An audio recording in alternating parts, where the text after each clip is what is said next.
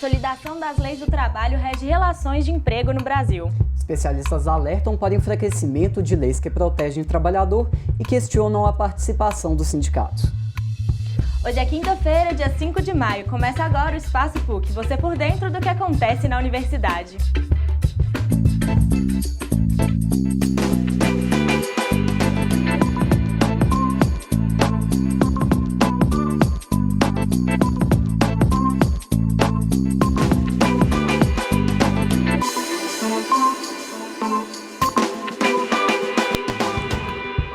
Olá, quinta-feira é dia do quadro Repórter PUC aqui no programa. E na semana em que comemoramos o Dia do Trabalho, o assunto é leis trabalhistas. É isso mesmo, Mariana. É muito importante a existência de meios que garantam a dignidade do trabalhador e, ao mesmo tempo, auxiliem empregadores a promover boas relações dentro das empresas. Aqui no Brasil, um pouco disso fica a cargo da CLT, que é a consolidação das leis do trabalho. E para saber o que é, o que garante, o que ela representa, confira a reportagem agora. Deixa eu te perguntar, você sabe o que é a CLT? Tem a mínima ideia? Não. Não sei, Código de Leis Trabalhistas seria isso? O Cláudio passou perto, mas não acertou não. A consolidação das leis do trabalho, ou apenas CLT, é o nome dado ao conjunto de leis que rege as relações trabalhistas no Brasil. É a partir dela que ficam definidas questões como duração da jornada de trabalho, férias e licenças paternidade e maternidade.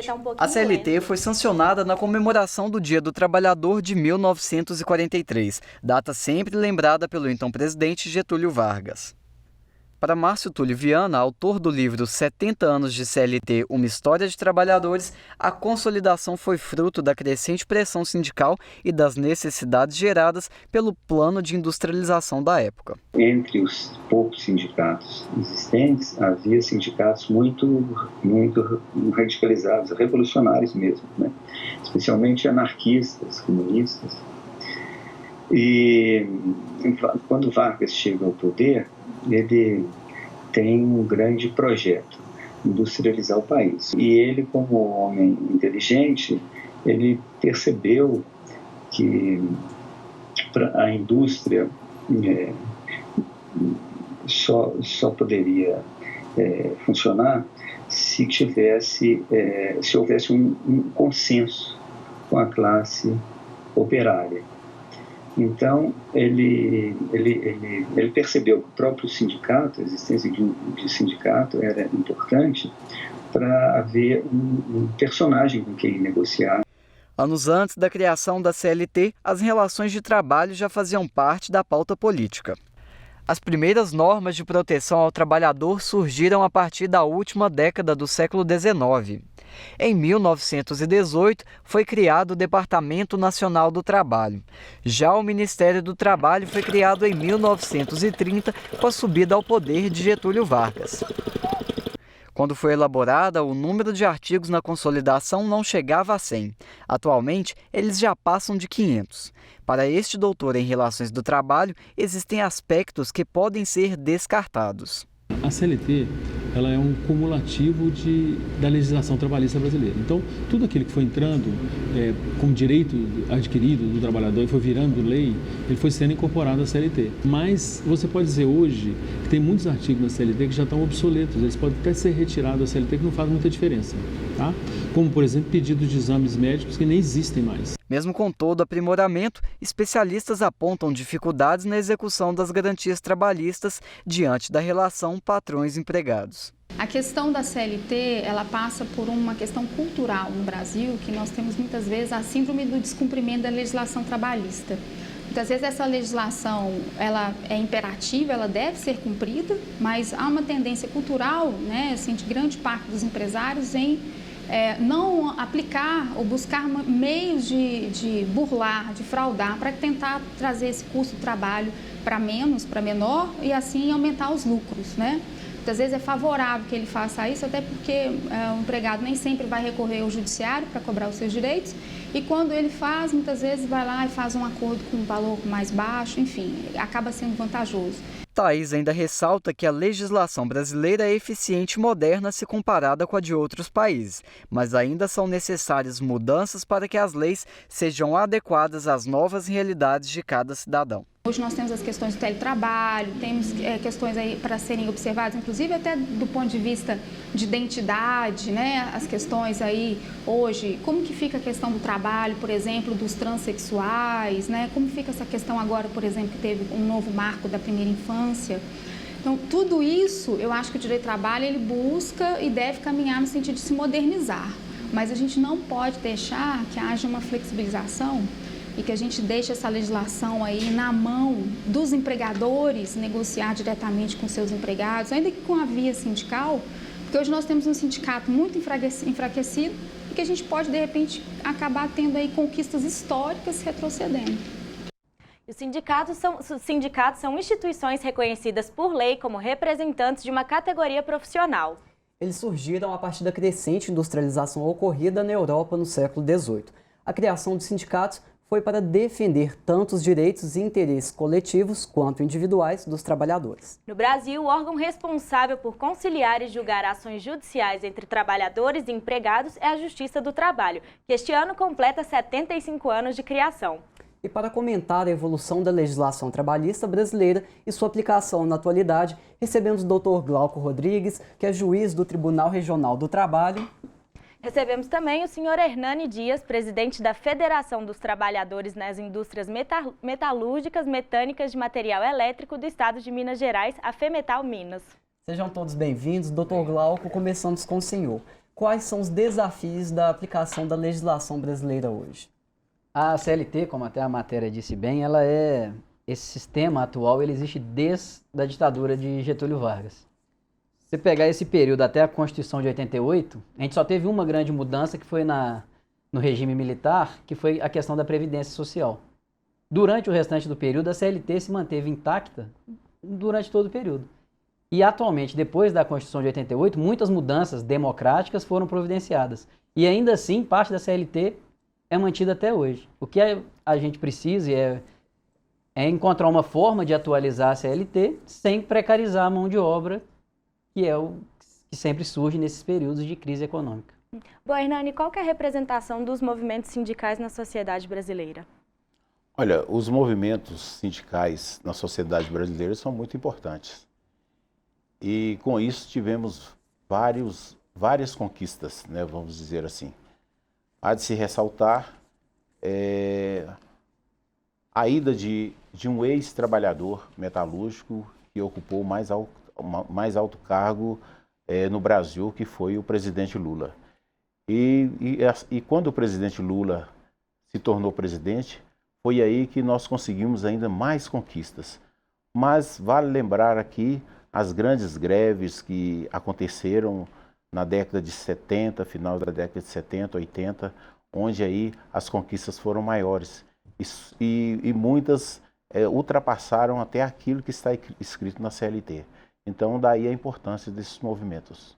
Hernani, o senhor comentou sobre essa importância do movimento sindical, mas alguns especialistas têm apontado para um movimento enfraquecido na atualidade. O senhor concorda com isso? Olha, veja bem, eu acho que o que está acontecendo no Brasil hoje, né? O enfraquecimento vem devido ao grande número de desempregados que temos hoje. E não há de que isso aí enfraquece realmente os sindicatos, né? Mas nós temos que estar preparados para a retomada, porque essa crise, oxalá ela seja passageira. Então, daí vem esse enfraquecimento. E, se você for pensar bem, eu posso dizer para você, o sindicato que eu represento, eu diria para você que nós tivemos quase 50% do nosso quadro foi demitido. Então, daí vem esse enfraquecimento, porque com toda certeza você perde condições de lutar, muitas vezes você é obrigado a fazer acordos, né? O que mais tem acontecido ultimamente no Brasil são acordos extrajudiciais, onde o trabalhador às vezes é demitido, está recebendo suas verbas decisórias parceladas. Então, tudo isso é devido a essa crise que estamos vivendo hoje. Uma situação como essa acaba que a luta fica pela sobrevivência, né, do empregado no trabalho, né? Com toda certeza fica justamente da forma como você está falando. Então a gente tem que se preocupar bastante, não basta só.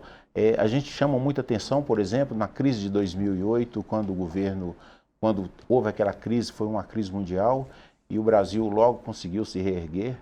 não é? Naquele momento, por exemplo, uma coisa que tem chamado muita atenção das centrais sindicais é que naquele momento o governo, por exemplo, ele estendeu uma parcela de seguro-desemprego para 7 parcelas. E essa crise ela é muito maior aqui no Brasil e hoje esse trabalhador está aí a ver navios com 5 parcelas logo depois que ele é demitido. E no final do ano de 2014, o trabalhador ainda teve os seus direitos mexidos, vamos dizer assim, alguma coisa aconteceu no que diz respeito a seguro-desemprego, a previdência social, e precisamos estar atentos para que não venham mexer mais em nossos direitos. É necessário que as centrais sindicais, principalmente, que são aquelas que puxam os sindicatos, mas também os sindicatos façam o seu papel no dia a dia para que não venham retirar mais nossos direitos. Bom, doutor Glauco, nesse momento, como a Justiça do Trabalho lida, né, com esses casos que quase sempre vão parar nos tribunais? O problema é que nesse período de crise, como ele bem disse, das dispensas, das grandes dispensas e até de dispensas coletivas, inclusive com participação dos sindicatos, que é um dos requisitos para que elas sejam providenciadas, acaba aumentando muito a demanda da Justiça do Trabalho. E justamente num período de corte orçamentário de quase 40%, com a nossa estrutura não sendo mais capaz de receber esse tipo de demanda. Então, você recebe uma demanda com direito alimentar e você não consegue dar mais para ela o prazo que ela precisa ser resolvida. Então, isso é uma bola de neve. Doutor, e quem pode recorrer à Justiça do Trabalho? Todos os trabalhadores em relação de trabalho lato sensu. Eles têm 3 formas de chegar até a Justiça do Trabalho, que tem um amplo acesso através dos sindicatos, com assistência sindical gratuita, através de advogado particular e através do jus postulante, que é a própria pessoa demandar na Justiça do Trabalho pessoalmente. Ela tem capacidade postulatória independente da participação de advogado ou do sindicato. Sim. Hernani, como que os sindicatos contribuem para a garantia das leis trabalhistas? Olha, o que nós temos que fazer, dependemos muito do empregado, é claro. Ele que está no posto de trabalho, é preciso que ele leve para a gente aquilo que está acontecendo nas fábricas, né? Para que a gente possa se inteirar.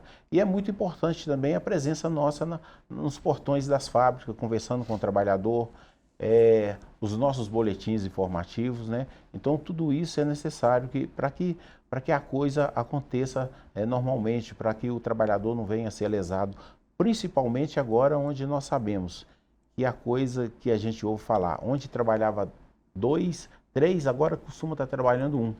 Então veja bem, e o trabalhador nesse momento ele está enfraquecido, ele tem medo de ser demitido. Né? Eu posso falar isso igual eu disse para vocês, eu sou presidente da federação, mas eu sou presidente do Sindicato Metalúrgico de 7 Lagoas, né? E nós acompanhamos os demais sindicatos que são filiados à nossa federação. E todos os sindicatos, né, que são filiados à federação, nesse momento, todos eles estão com dificuldade. Né? Então, está muito difícil para a gente poder acompanhar todo esse movimento que está acontecendo de demissões e de retirada de tirada de direitos desses trabalhadores. Bom, gente, esse assunto é muito importante, está muito interessante a nossa conversa, mas agora vamos para um rápido intervalo. E no próximo bloco nós vamos analisar algumas propostas de leis trabalhistas que estão dando o que falar.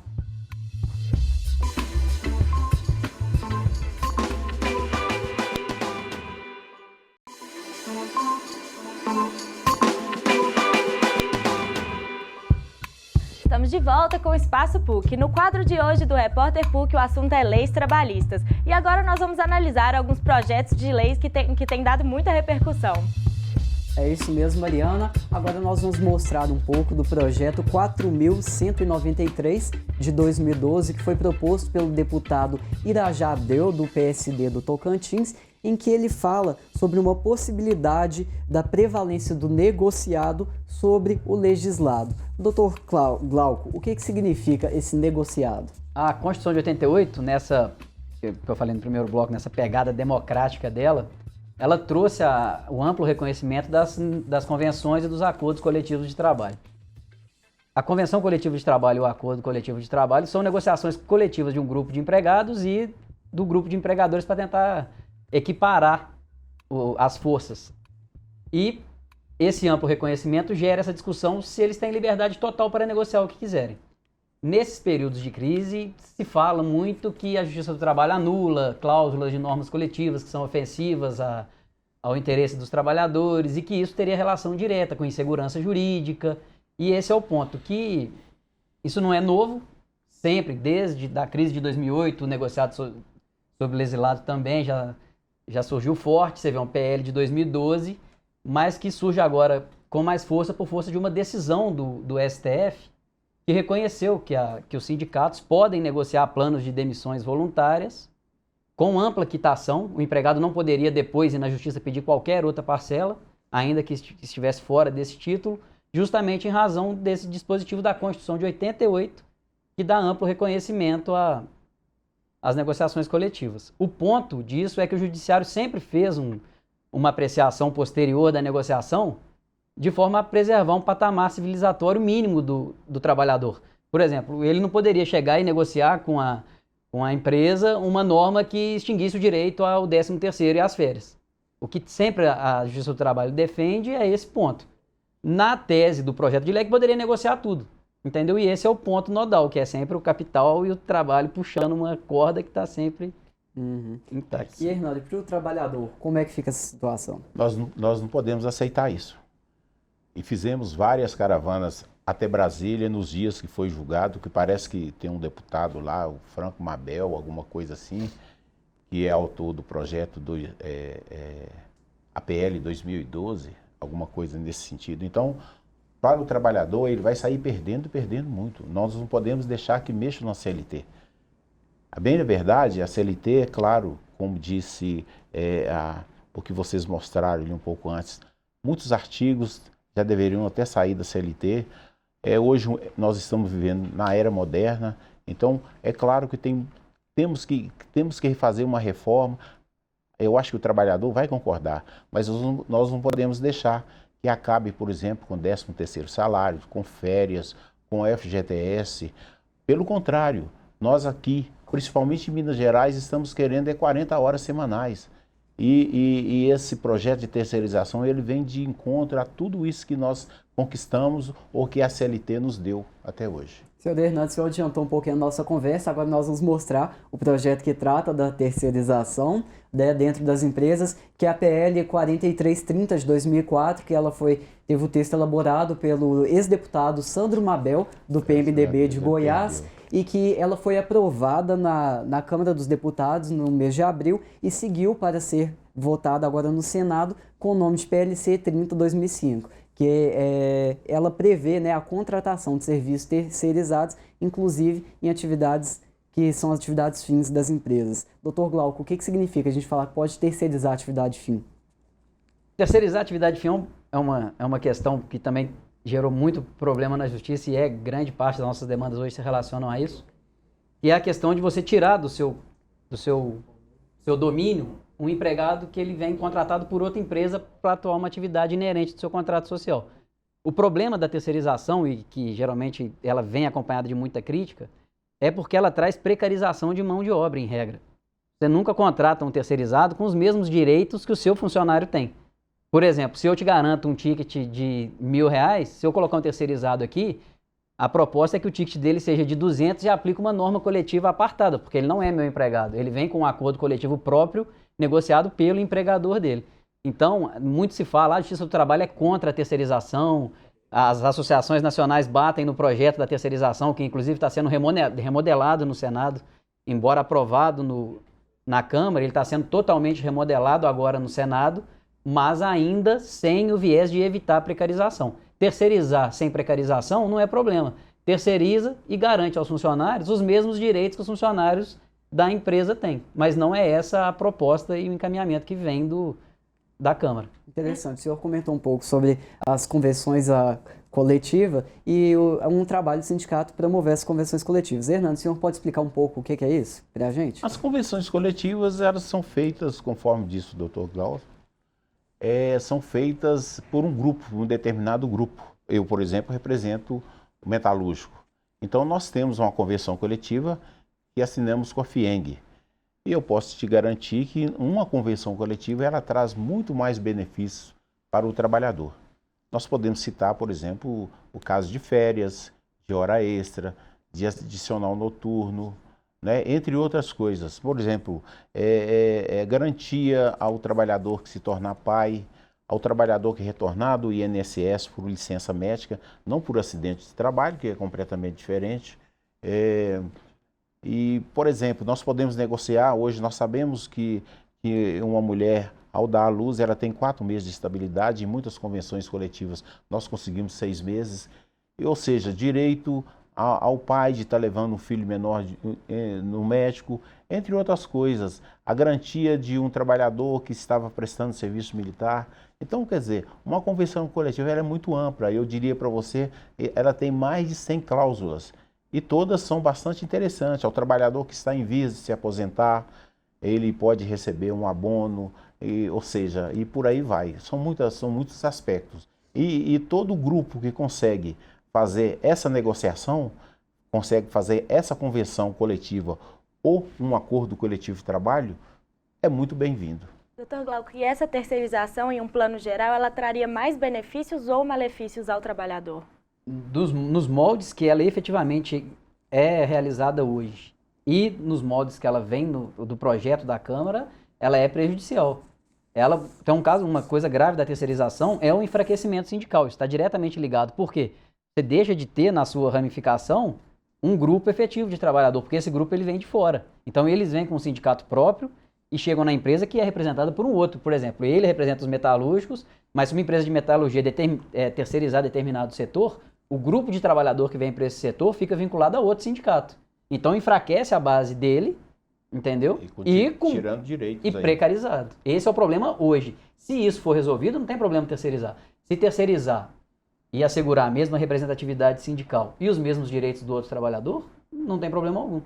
Em questões econômicas, por exemplo, alguns especialistas apontam que o terceirizado sofre uma pressão, né, no salário muito maior. O senhor considera que isso realmente... Os salários dos terceirizados, geralmente, nessa linha de precarização de direito, eles são mais baixos que os da empresa. É raro hoje você identificar um trabalhador que exerce a mesma função, sendo um terceirizado e o outro da ativa, porque a Justiça do Trabalho foi muito atuante para evitar esse tipo de ocorrência. E essa é a razão do PL. É justamente permitir que isso aconteça. E por isso que as associações nacionais da magistratura e os sindicatos têm brigado tanto contra a terceirização irrestrita. A gente tem que sentar, dialogar para encontrar um caminho melhor, tanto para os empresários quanto para os trabalhadores, mas sem aviltar da forma que estava sendo aviltado o direito de trabalhador com terceirização. Terceirização traz junto com ele informalidade, trabalhador sem carteira, traz inadimplemento de verbas rescisórias, porque geralmente as empresas terceirizadas não têm compromisso social, não têm dinheiro, não têm viabilidade econômica, não têm liquidez. Elas vão pegando terceirização de empresa em empresa e quebrando e não pagam os trabalhadores, e aí tem que ir para a justiça para cobrar da tomadora. Então, hoje a gente só encontra problema. Agora, se for um assunto sério, um diálogo amplo com a sociedade, que seja do interesse de todo mundo sem precarizar, a gente enxerga que não haverá problema. Hernani, como vocês têm acompanhado no Senado esse processo da terceirização? Vocês fazem alguma pressão? Como que é a representatividade de vocês lá? A pressão sempre vai existir, ela está existindo. Se hoje saiu da Câmara e está no Senado. Então, no dia que o Senado for apreciar, e a gente espera que seja daqui a bastante tempo, com toda certeza vamos estar lotando ônibus, e vai sair ônibus de todo o Brasil, e vamos estar indo para o Congresso e vamos pressionar os senadores, né, para que isso não venha a acontecer. E é uma coisa muito importante, é que o trabalhador, ele perdeu bastante com esse Congresso Nacional que está aí. Então, o trabalhador tem que ficar atento, né, para que ele escolha bem os seus representantes para representá-lo. Porque hoje nós temos representantes patronal, isso nós temos bastante. E aí vem de encontro a tudo que nós conquistamos até hoje, porque querem tirar direitos, e isso nós não podemos permitir. Contamos com a colaboração da Justiça, igual o doutor Glaucio, realmente é uma âncora que nós temos, que é a Justiça do Trabalho, e se não fosse a Justiça do Trabalho, as coisas poderiam estar pior, né? Então, mas nós estamos atentos a todos esses movimentos. Dr. Glauco, neste ano são comemorados 75 anos da Justiça do Trabalho aqui no Brasil, né? Quais são as novidades, quais são os projetos que têm sido realizados nessa comemoração? A novidade é um corte orçamentário gravíssimo que pode inviabilizar o funcionamento da Justiça do Trabalho, justamente nesse contexto de precarização, crise, né? Porque como se fosse uma retaliação pela forma que a maioria da Justiça do Trabalho tem decidido. E, por exemplo, o Tribunal de Minas teve um corte de 40% no custeio. E isso, conta de luz, gasto com pessoal. Então, ontem já saiu uma portaria reduzindo o horário de funcionamento do tribunal, justamente tentando encontrar uma forma de levar o tribunal até dezembro. E o relator da lei orçamentária ele deixou claro que isso era uma retaliação pela forma que a Justiça do Trabalho decide. Inclusive, as associações propuseram uma ADI no STF, pedindo que não haja o corte discriminatório e que o corte da Justiça do Trabalho seja equivalente ao da Justiça Federal, que é em torno de 18%. Quais são as principais consequências dessa situação? Redução de horário, falta de estrutura, o servidor aposenta, você não pode contratar outro para entrar, você não consegue fazer um concurso de juiz. A gente tem déficit de 40 juízes aqui, a gente não consegue fazer o concurso porque a gente não tem orçamento. E, em geral, corte de insumo de trabalho, papel regulado, redução de ar-condicionado, tudo que tudo precisa para funcionar. Isso afeta os processos que estão na Justiça do Trabalho? O funcionamento hoje das varas, justamente, principalmente pelo déficit estrutural de servidor, acaba que dá um congestionamento, porque você não tem mais a estrutura necessária para dar vazão para a quantidade de processos. Porque a gente sofre um corte orçamentário justamente num período que aumenta a movimentação processual. Se somar os dois fatores, gera congestionamento de processo. Bom, pessoal, nosso tempo infelizmente está acabando. Agradecemos muito a participação de vocês. Muito obrigada, sejam sempre bem-vindos ao Espaço PUC. Mas antes de finalizar, a Isabela Lima tem um recado para a gente. Boa tarde, Isabela.